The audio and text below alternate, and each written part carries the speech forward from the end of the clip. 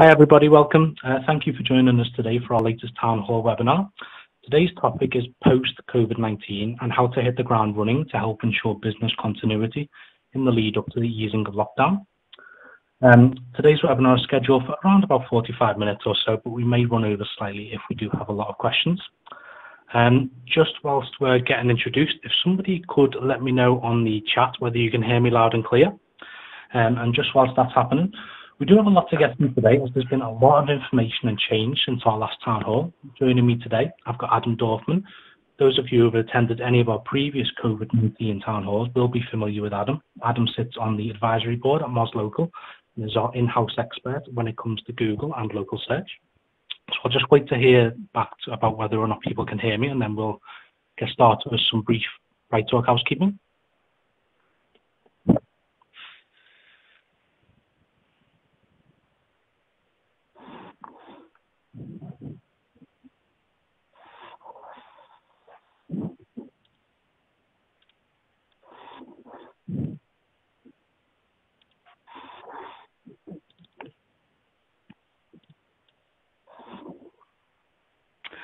Okay, that's fine. It looks like I'm loud and clear. So just before we get started properly, just as I mentioned, some quick housekeeping to cover, just for those of you joining us today who may be new to Bright Talk. So just so that we're not inundated with background noise and so the webinar hopefully runs smoothly, attendees have been muted automatically by Bright Talk upon entry. It's just so only Adam and myself will have audio capabilities.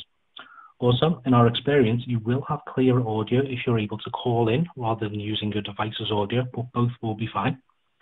If you can, please view in full screen so you don't miss anything shown on the screen. You should still get the notifications when we do our polls a bit later on. Feel free to send us any questions as we go. We will put as many of them as we have time for to Adam to answer during the dedicated Q&A at the end. We'll also ask a couple of poll questions, as I mentioned earlier, throughout so that we can interact further and also get some insight to share with everyone on the webinar today.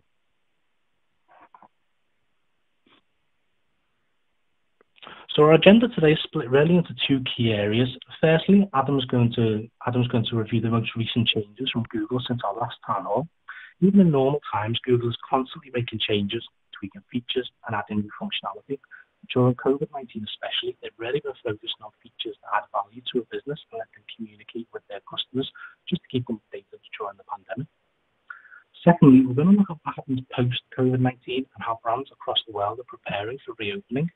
We've got a lot of businesses with us today from a wide range of sectors, including automotive, banking, healthcare, retail, travel, property, and more. Each of you will have your own regulations, of course, from the government and considerations to take into account when it comes to reopening. So we'll focus more so on best practices that we're seeing. Well, that's it from me now. I'll be back for our first poll question in a few slides' time. So I'll pass over to Adam to look at Google Trends. So over to yourself, Adam. Thanks, Chris, and thank you, everybody, for participating and taking time out of your calendars to join us today. So as Chris mentioned, we're going to start off with sharing some data that we've seen by looking at over 80,000 local business listings on Google and seeing some of the trends that those are signifying and what that means and how COVID has affected local business performance on Google and specifically within the knowledge panel. And then from there, we'll talk about how, as business owners, you should be thinking about what you could be doing now and how to best think about getting ready for when when the restrictions and the stay-at-home mandates start becoming eased and lifted and your businesses are able to start opening up again. So starting with Google Trends, the reason that we spend so much time on Google, and I've spoken about this many times in the past, you joined me on other webinars, I often speak about this, but it's incredibly important to always remember that Google is essentially your digital front door right now. When people are looking for your business, whether it is a non-branded search like pizza near me or a branded search like Tony's Pizza in London, either way, people are not going to your business's website. They're going straight to Google, and they are either doing that branded or non-branded search. And what that means is that when the results come back, the very first impression that any customer or patient or consumer or client will see and will see about your business and will receive about your business is on Google search results. And to that end, that is why we constantly refer to Google as being the new front door. Now, many of those customers might still end up going further and learning more about your business on your website. But again, that initial impression all happens within Google search results. And it's incredibly important to make sure that you present as much information and as much quality information as possible. All of the data that I'm about to share is also, all the data and much more is available on our website and in our latest reputation report. It's called Google My Business, Views and Clicks, a Rebound During COVID-19. If you go to reputation.com and click on the resources section, you should be able to find that very easily. And again, everything that we're sharing today is available there along with more data as well. Okay.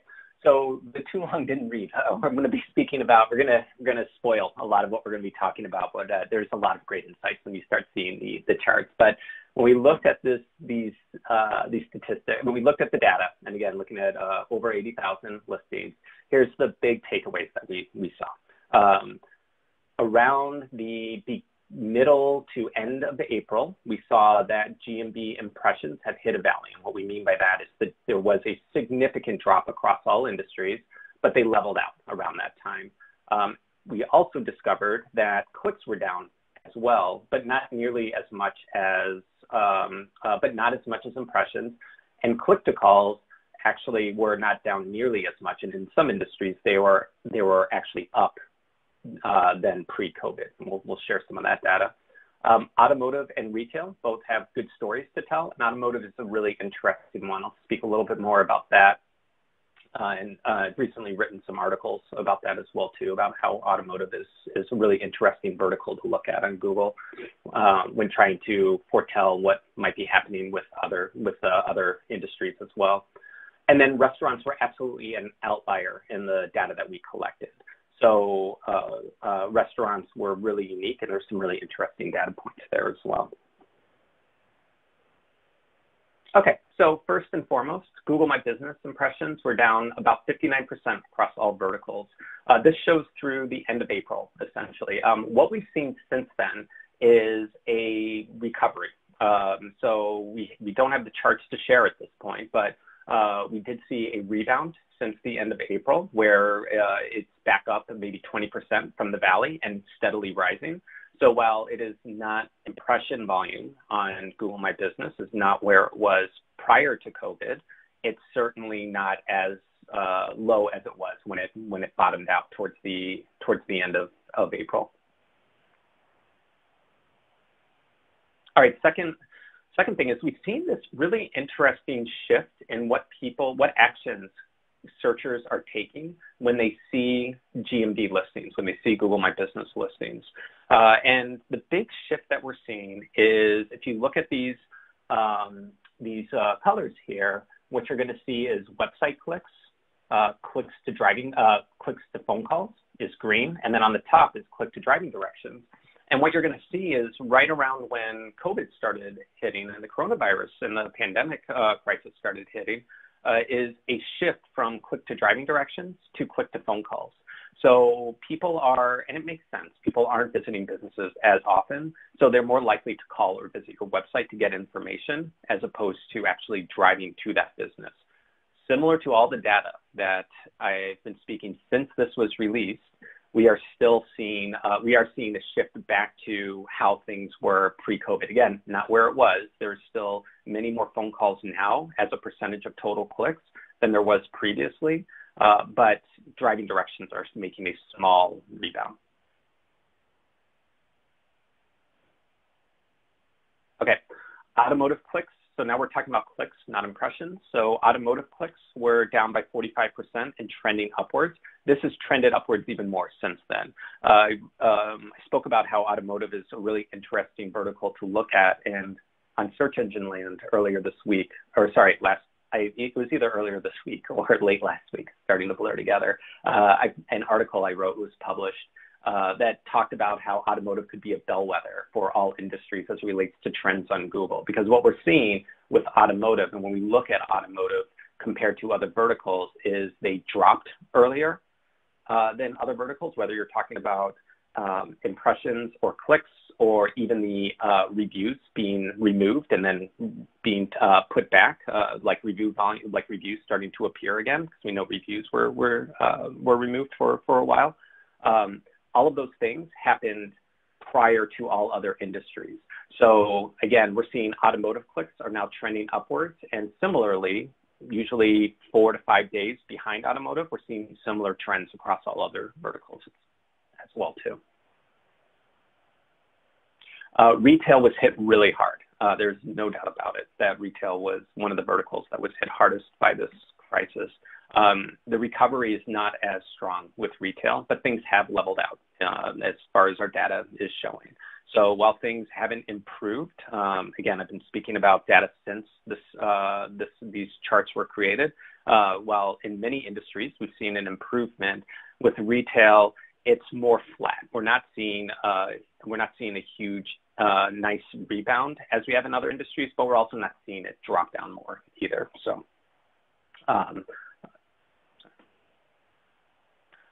Okay, let's talk about restaurants for a little bit. So GMV impressions for restaurants are down by 57%. And what you can see here is that if you look at the green bar, that is non-restaurants. So you can see that restaurants, so the line on top shows how impressions have dropped for all vertical or non-restaurants, right? And you see restaurants had a huge dip in terms of performance compared to all verticals as it relates to total impressions. So people are not searching for restaurants as frequently as they were previously, especially when you compare restaurants to other industries. What's really interesting, though, is if you look at click-to-calls for restaurants, they're up over 20%. So it's completely counterintuitive. So while many less people are searching for restaurants, the ones that are searching are picking up the phone and calling. And you can see a huge spike there. We suspect that that initial spike was due primarily to people just calling saying, do you offer delivery now? Or do you have curbside pickup? And then since then, though, again, you can see as opposed to people looking up a restaurant and then going to that restaurant to dine in, now they're looking up a restaurant less frequently because, again, they're not just going to restaurants on the fly or anything like that, but picking up the phone and calling.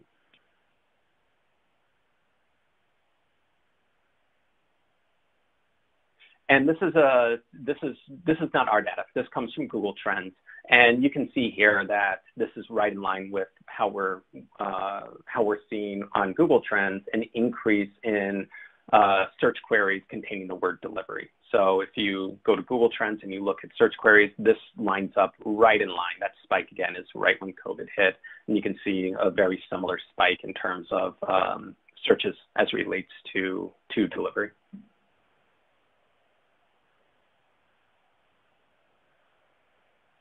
Brilliant. Thank you, Adam. So the first of our 2 poll questions should be coming onto your screen any second now. The first poll, we want to know, which of these marketing shifts are affecting you the most? There's 5 answers this time. We've got budget and resources have been reduced, campaigns have been paused or are changing, new messaging and value propositions, customer communications, or all of the above. The poll should be open for about 30 seconds or so, and there is a slight delay on BrightTalk. So I'll just mute myself while the answers come in real time, and then we'll have a quick summary of the answers.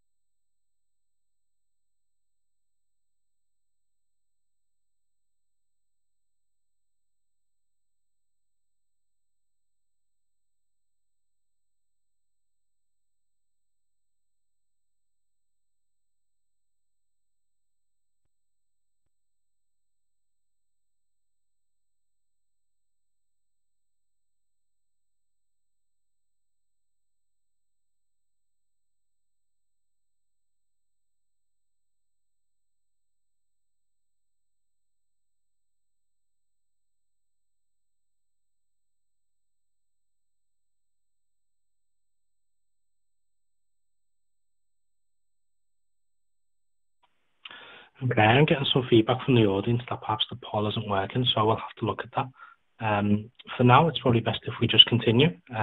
We do have another poll in a few slides' time. But in the meantime, as Adam's presenting the next slide, I'll just have a quick look as to why that could be. So back over to yourself, Adam.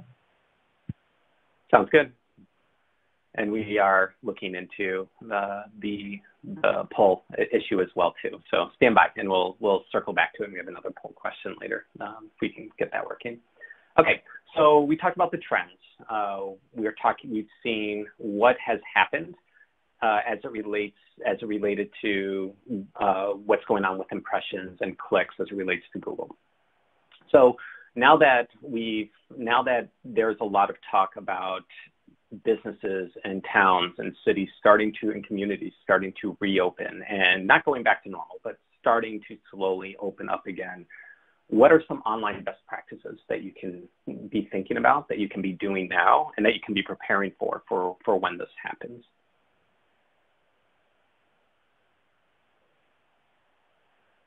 Okay, so first and foremost, you want to be ready for what's next. So right now is the time to make sure that you're prepared for driving customers to your stores when you are able to reopen, and that may be throttled, it may be all at once, but you want to do everything that you can now so that when you get the green light from your local government that it's okay to reopen again, you're ready to go. It's also a great time to be looking at all of your marketing tactics, digital marketing tactics in particular as a whole, and making sure you have a complete and connected end-to-end customer journey. You'll also want to make sure during this time that you're communicating to your customers effectively and regularly and consistently. We're going to talk about that.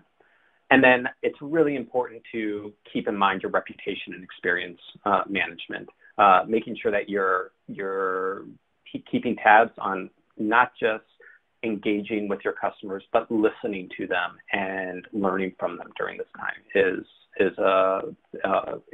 something that would be very well worth doing.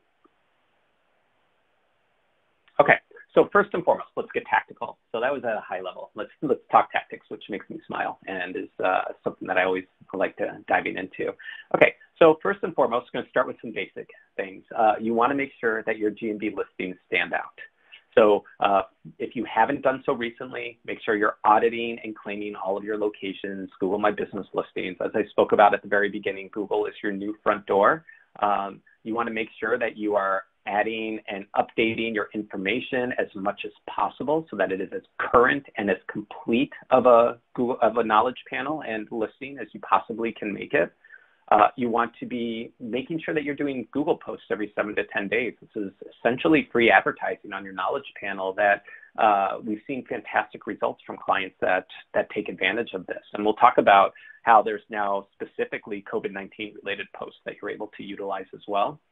And one thing that we've been talking about for the past 12 months, even before the pandemic hit, is Google is shifting and people are shifting to pushing visual experiences.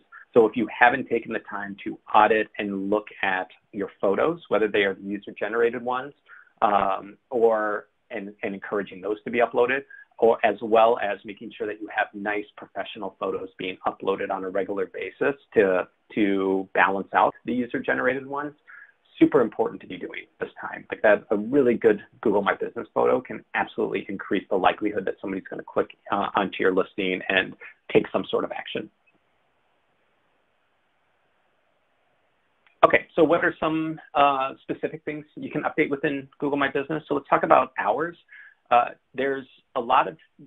Google has made a lot of changes recently, and I have to give them credit for moving very quickly in response to the COVID-19 situation. They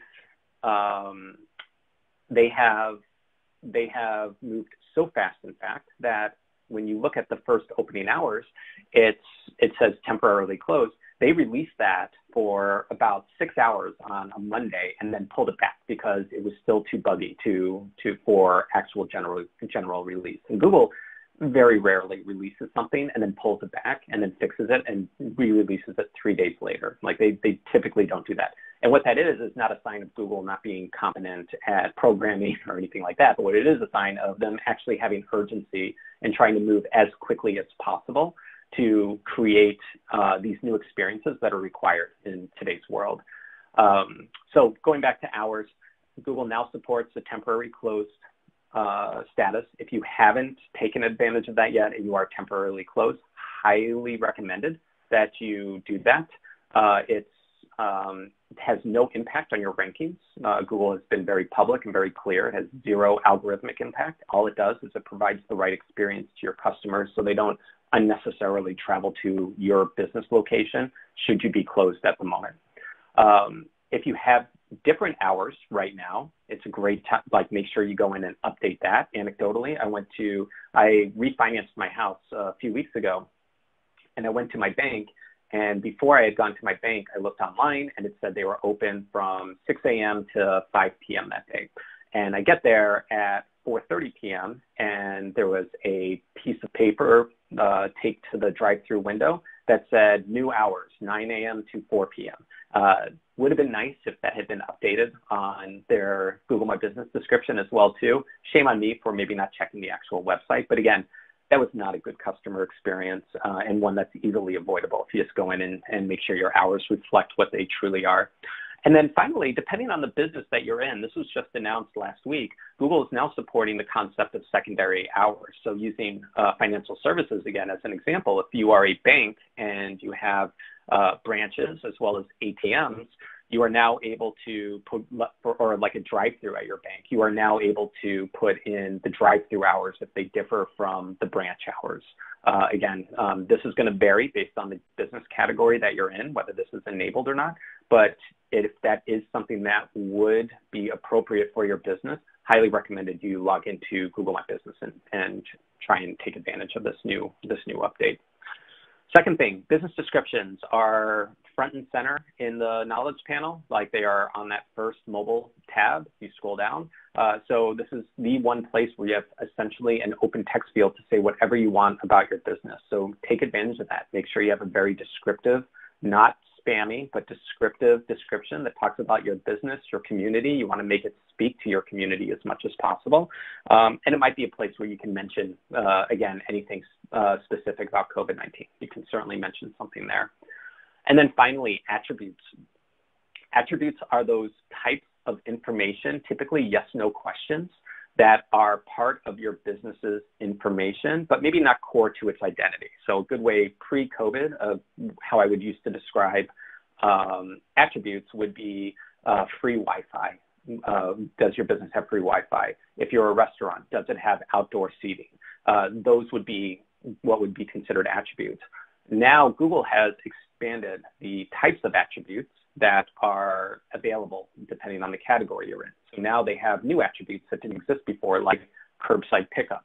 So again, if you haven't logged in and looked to update your attributes recently, make sure you do so, because some of these new attributes that they are promoting, again, curbside pickup for restaurants or retail, in healthcare, COVID-19 testing center, or offers telehealth, those are ones that they are surfacing front and center in new experiences within the knowledge panel, as well as within map pack results. So it's really important that you take advantage of those. Okay, and then Google Posts. So Google Posts are something that are absolutely worth taking the time to do. I'd mentioned it before.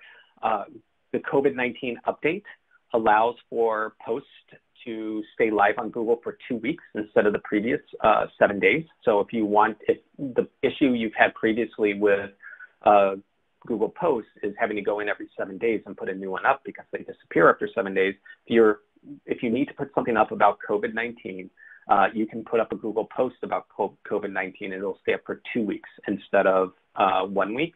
In addition, Google has removed the chain restrictions for Google Posts as well. And what that means is if you are using a platform like Reputation.com that allows you to manage hundreds or thousands of business locations at once, Previously, if you were a chain that had 10 or more locations, you would not be able to post the same Google post across all of your locations at once.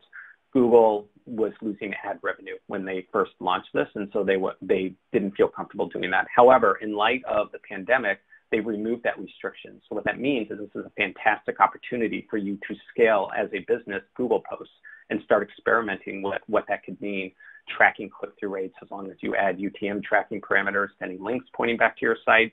So again, if you haven't started taking advantage of Google Posts, it's a really good time to do so right now. One recommendation that we have here is if you do a COVID-19 post, make sure to link to the appropriate page on your website, whether it's the FAQ, the COVID page, or contact you for more information. A few other COVID-19 updates that I wanted to touch on during this because things are moving very quickly. Google reviews were paused for a few weeks due to people, due to users and searchers logging in and leaving reviews that says John Smith at John Smith's Jewelers gave me COVID, and there was a lot of safety and privacy concerns related to that. So they shut off altogether Google reviews. They also shut down Google Q&A, and they also shut down images as well too because there was the privacy and safety concerns.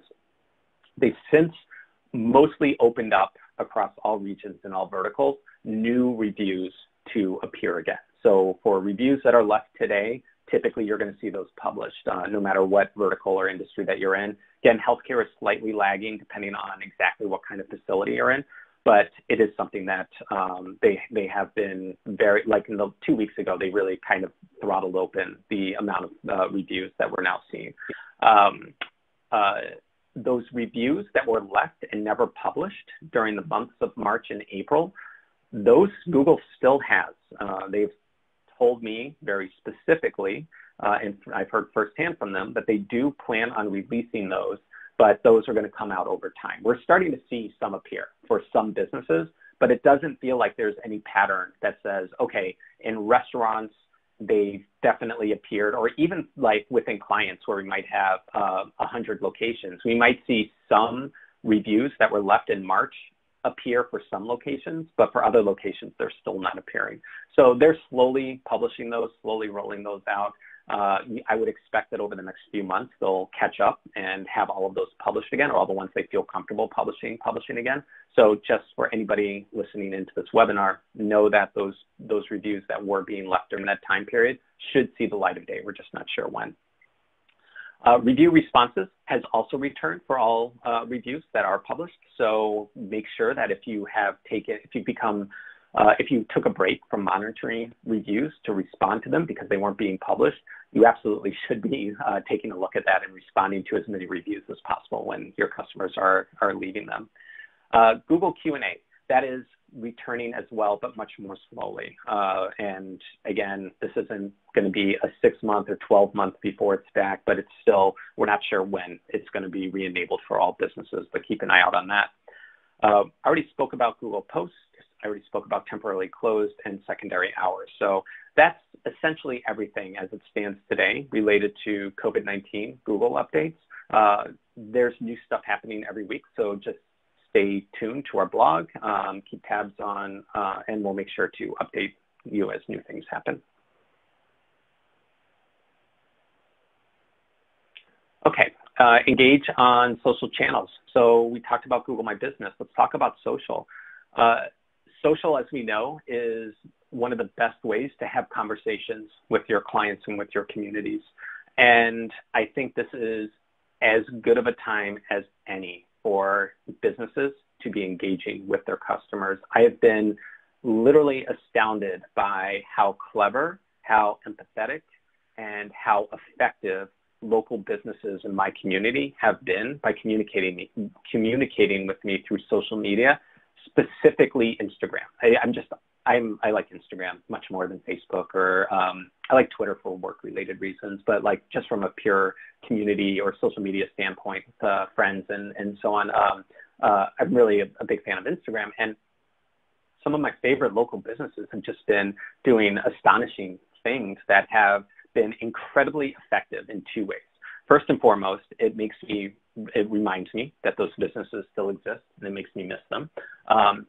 Second, they've also done an incredible job of humanizing who they are and who their employees are, and making me want to go back and visit them. And then finally, it's been very effective in communicating to me what they're doing so that I will be comfortable when they do reopen up. The most transparent businesses that I've seen, that have, like, whether it's through Facebook or Instagram or Snapchat or Twitter or whatever, or LinkedIn for that matter, those that have communicated the most and been very, very comfortable saying, we don't know what we don't know, but this is what we're doing. Those are the ones that I've been, and here's some fun stuff for you to look at in the meantime. Those are the ones that have spoken most effectively to me. So if you aren't doing that, by all means, make sure that you're taking advantage of this time to reach out to your community and just remind them that you're there. So best practices as it relates to social media, what kind of posts could you be making? Always make sure that you're communicating changes, whether it's if you're changing your hours, whether it's you're now offering delivery, whether you have virtual visits if you are in healthcare or even hair salons for that matter. I've seen a lot of really interesting things that hair salons, for instance, are doing to help people do haircuts at home while they're unable to go into a salon. All of those sorts of things are great. Make sure that you're posting your updates on all channels, that you have customers and that you are active in your community. And so that could, again, include Facebook, Instagram, Twitter, LinkedIn, Snapchat, TikTok, YouTube, who knows, wherever you're active and where your community is active. If you have followers, make sure you're communicating in all of those as much as possible. And then consider other content. So if everything doesn't have to be about COVID. Now, it's probably going to be influenced or ancillary to COVID-19, but you don't have to just talk about things that are directly affecting you. Because, and again, some of my favorite content is because of COVID-19, we weren't able to have our normal employee happy hour. So instead, we did X, Y, and Z, and it shows a picture of all of the gym employees at the gym that I go to wearing funny hats and drinking cocktails together or something. And again, when I saw that post appear on Instagram, it totally lifted my day because I saw a bunch of people that I was used to seeing multiple times per week that I haven't seen in months. And it brought a big smile to my face, and it was good to see that they were all doing well. So those sorts of things can have a big impact in how your customers view your businesses. Okay. Let's talk about your website. So if you haven't already, create a dedicated COVID-19 on your page on your website. You are absolutely going to want to do that. It's great to consolidate all of that information there so that people, if they want to see the latest on what is going on with you and COVID-19, they can always just bookmark and revisit that page. It also gives search engines a very clear place to scrape information. I'm talking about Google in particular, extended information about what's going on with COVID. And Google is starting to scrape these COVID-19 pages and insert some of that information into both organic results as well as the knowledge panel. So if you don't have a COVID-19 page, make sure that you do that. Highly recommended also to post an FAQ on those pages. Again, we've seen some really interesting results where if you do a branded search for a specific business location plus COVID, you'll see if they have an FAQ page on their COVID page on their website, you'll see those FAQ within Google search results appear, which is fantastic for real estate from a customer experience and a searcher experience standpoint. And then make sure if you are using any sort of messaging or live chat sort of application, or if you have a call center, that any scripts that you've written have been updated to reflect how people should be speaking about specific questions that might be COVID-19 related. So just if you have, that's really important and something that we want to make sure that all of our clients are doing.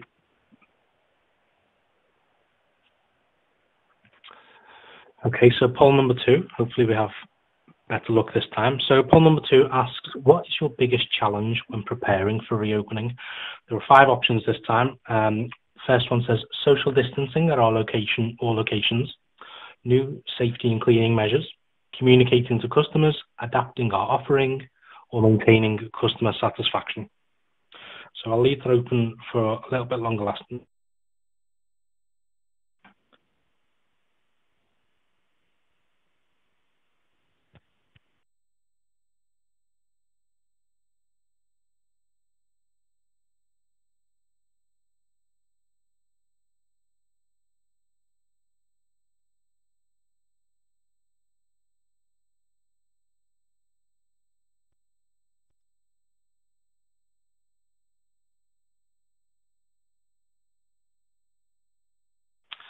Okay, so it looks like it's a draw. As I say, there is a slight delay on Zoom on BrightTalk, so there might be another couple of answers to come in. But at the moment, it's a 50-50 draw between social distancing at our location or locations and also maintaining customer satisfaction, which is interesting. Adam has 3 more slides before we get into a Q&A session. If you do have any questions, just as a reminder, please ask them now. We'll build up a library of them before we get to the Q&A section, and then we'll go through them one by one and answer as many of them as we can just before we end. But just over to yourself, Adam, to summarize. Thanks, Chris. And that's interesting. I do find that the social distancing, if I was a business owner, that would be, to me, seems like the most difficult thing to do as well. So that feels about right. Okay, so let's now talk about surveying customers. So I've just as Chris mentioned, I have a few more slides. We're going to talk about surveying customers and listening to their feedback and trying to make sense of and right in line with the maintaining customer satisfaction. How are you supposed to do that and know what you need to do to keep your customers satisfied? So again, you want to survey your customers. You want to, as they come in to your business, as they interact with you. And again, surveying doesn't have to be after a sale. It can be after any interaction. One of the questions and one of the tactics, for lack of a better word, that we often advise our clients about is if they are looking to increase the amount of survey responses that they're getting during this time, if they call and your customer experience or the delivery, there is an opportunity there to just send them a survey and say, how was your experience with our customer service team? So again, think about surveying as interacting and requesting information and feedback from your clients whenever you have any sort of interaction with them. When you're doing that, you want to make sure that you are asking your customers about what they expected. You want to be genuine with the community and gain as much data as possible. And you want to, whatever data that you're gaining, you want to make sure that you are taking this data and requesting this data as an opportunity to make operational improvements to get better. And that's a really important way to think about surveys. It's not just about were you happy or were you not happy. It's what can I do to improve the experience what can I do to improve the experience that I deliver to my customers. And in order to do that, it's important when you're crafting these surveys to have both structured data responses so that you can look and by that I mean on a scale of 1 to 10, how likely would you be to recommend it to a friend, like a standard NPS question. Super important. So that way you can just have a benchmark metric to look at across all of your survey responses. But making sure that you also offer the opportunity for comments, that unstructured place where people can really give you that deeper, nuanced insight into your different business locations and their experiences, that's so important. And it's really important that you have a nice balance between those two. And then finally, since the majority of computing that people do now are on a mobile phone, which is why we have that picture of that guy in the upper right-hand corner holding a mobile phone instead of him in front of a laptop or a desktop. It's incredibly important to be thinking mobile first whenever you're designing these surveys, and that you should be thinking about that both in terms of the length of the survey and also how the survey is structured as well too and formatted. So, and it's not just about the survey responses. You also want to, when you're looking for all of your customer feedback, you want to look at it not just in the direct responses that you get from surveys, but you also want to track information about your business everywhere that it could exist. And that could be within reviews, It could be within social media posts. It could be within messaging. It could be within blog posts or newspaper articles. Anywhere that this kind of information exists about your business, the idea is you want to gather all of it, as much of it as you can, all of it ideally, and put it into a single place so that you can make sense out of the whole picture that people are having about your business. And again, what you want to do is whenever you do see anything negative that's written about your business, 100% you should be going in and responding and thanking whoever it is that wrote it, wherever they wrote it, for providing that feedback, and asking, and then taking the conversation offline by acknowledging that they took the time, that they had a bad experience, and then asking them if you could discuss further offline, so that you can become better and that you can show that you are listening to your customers as well. And then it's not just the critical feedback though, but positive feedback you also want to take notice of, and it gives you ideas of what's working and what you can double down on. And you want to make sure that you are taking action on all customer feedback. So that's structured data like reviews or surveys, as well as unstructured, which is that data in the wild that could exist anywhere. And the thing is if you are doing that, and if you are taking in all of that information into a single place, and this is a screenshots from, like, these are example screenshots from within the reputation.com platform. There are others out there that can do similar things. We think we do it best, but again, if you there's other platforms that are doing this, but if you do all of these things, suddenly you have a fantastic set of data to look at across, again, it's not just like looking at and seeing how are my Google reviews are doing, or how are my Facebook mentions, like what's going on with those. It's what's going on everywhere. What are people saying about my business? When they mention COVID, is it in a positive or negative? Is the sentiment positive or negative? What are some of the keywords that are related to COVID that often come up? In this case, for instance, if you look at that word cloud, within our platform, you can click on any of those keywords and you can see staff is red, for instance. Okay, let's see which locations that staffing seems to be a problem and what the actual issues are, and see if there's something that we can do to improve there. On the other hand, COVID is green. So apparently when whatever we are doing as it relates to COVID messaging and how we're responding to the COVID pandemic is going well as far as that's concerned, at least in terms of the sentiment of our clients. So all of these things are something that you should be able to look at, that you would want to look at, and then take action on.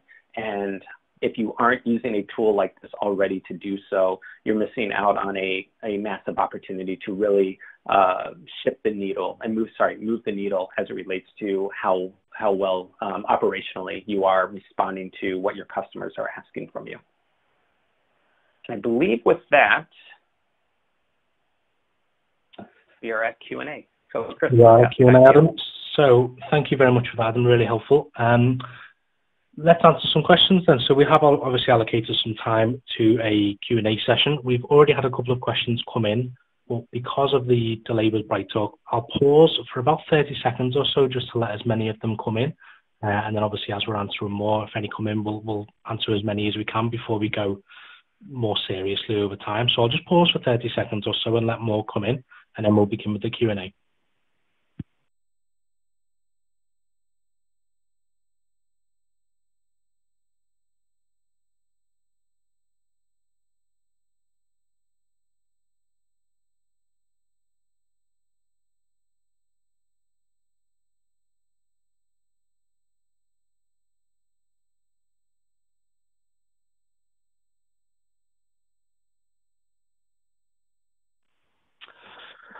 Okay, Adam, we've got 3 or 4 questions now, so let's begin. So the first question says, can we send a survey to our customers even if they didn't interact with us recently? And then in brackets, more so to have their opinions about our reopening next month. Absolutely, yes, that is a fantastic question. And I'm speaking anecdotally because I think that's the easiest way to talk about this. But I just received, literally yesterday, a survey from my gym. I belong to a rock climbing gym, and I received a survey from them specifically about this. which is, and they've been really good about sending email updates and posting to social media, and they've actually been exemplary in how they've been handling this. And the survey, though, that came in was one of the most well-received surveys that I've seen, because it said something along the lines of, I'm in Chicago for everybody on the phone, and it said, it sounds like, based on what the mayor and what the governor has been saying, that at some point in June, we might be able to slowly reopen our facilities, our gyms. To that end, we have a list of questions that we'd like to ask you. And the question is, would you be comfortable climbing in a mask? We're going to have to make this, when we reopen, it will be members only, and we're going to have reservations for blocks of time to make sure that it doesn't get too crowded in there. Would you want your block of time to be 1 hour, 1.5 hours, 2 hours, or 2.5 hours? And a whole list of series of questions like that. And it was fantastic receiving that. It was really exciting filling that out again, knowing that perhaps the light is at the end of the tunnel and I'll be able to begin working out as I like working out again, as opposed to, I've been running and that's fine, but it would be nice to do other activities as well too. So all of those, so long story short, the answer is absolutely yes. And not only can you, I would highly recommend for everybody on this call that you should be doing that if you haven't done so already. Now, when you send those surveys out, make sure that the questions are specific, that they are relevant, and that they are also empathetic. One of the questions that asked are, would you feel comfortable visiting our gym? If so, when? And, you know, it said as soon as the restrictions are eased, maybe 2 months. I don't know. I'm still very uncomfortable right now. So all of the, like, just being very upfront and letting people know that, letting your customers and your communities know that you understand that even though you are opening, they may or may not be comfortable coming. That'll give you a good sense. Just getting responses on that question, one, shows that you're empathetic to it, but also gives you a sense of what kind of volume of people you could potentially expect to receive once you do open your doors again. Okay, next question says, can we add secondary hours to show our click and collect operating times while our stores are temporarily closed? That is a good question. I don't believe so. I think the best way, that's a really good question. I think the proper way to handle this is if you are open for pickup. So if you have online ordering and then in like curbside pickup, let's say, you are not, as far as Google's concerned, you are not technically closed. So I think if that is how you are functioning right now, two things to consider. One, look at your secondary hours and see if they have pickup as one of the secondary hours that you could do. And if that's the case, then I would mark yourself as open and only have secondary hour. I would mark your regular hours as closed 7 days a week and your secondary hours as open.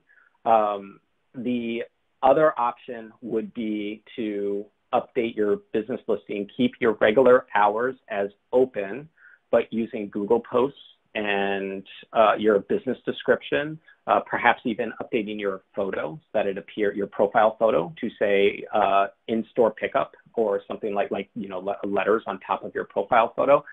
Whatever you can do to communicate that yes, we are open, but only for curbside pickup. That's something that I would recommend doing it that way.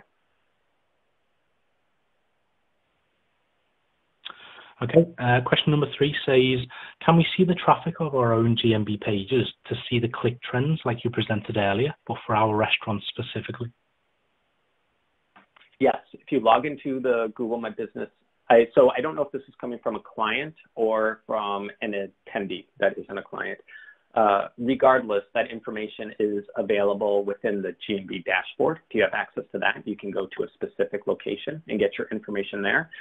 It's also available within the reputation.com platform. You just have to filter down to a specific location and you'll be able to see all of the GMB data that we presented, along with a whole bunch of additional data too that's within our insights functionality. So much more, there's much more data that you'd have available there.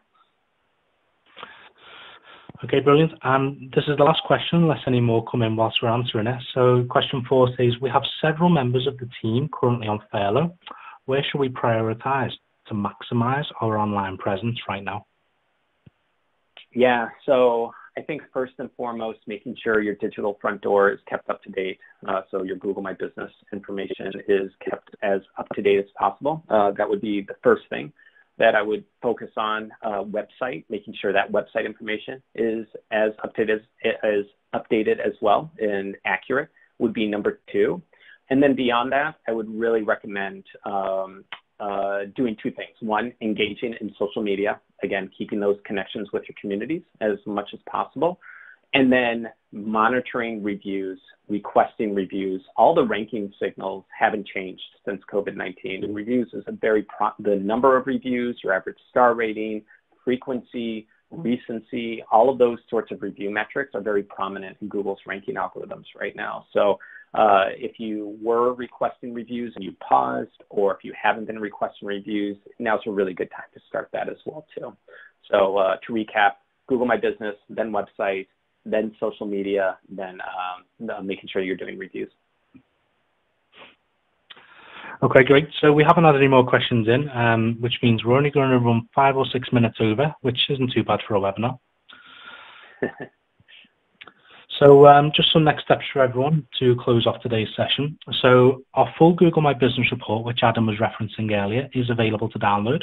The report analyzes the cross-industry impact of COVID-19 on what we consider to be the most important elements of a GMB listing: clicks, but also views, and those clicks can be clicks to directions, clicks to websites, and also clicks to phone calls.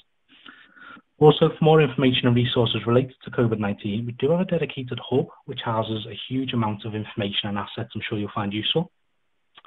Third, Transform, our annual user conference, was virtual for 2020 and was open to everybody, completely free of charge. It was held last week and we saw record amounts of interest. In case you missed it, the full event is available on demand now and is broken down into the individual segments if you don't have time to watch the whole thing. Now finally, BrightTalk will automatically send a recording of today's session out today. If you missed anything that we've covered earlier, all that's left to say is thank you very much for joining us. We apologise about the glitch with poll number 1 earlier, but we hope you did find it useful and can also take something away. So for myself and Adam, have a great rest of your day and thanks again. Thanks, everybody.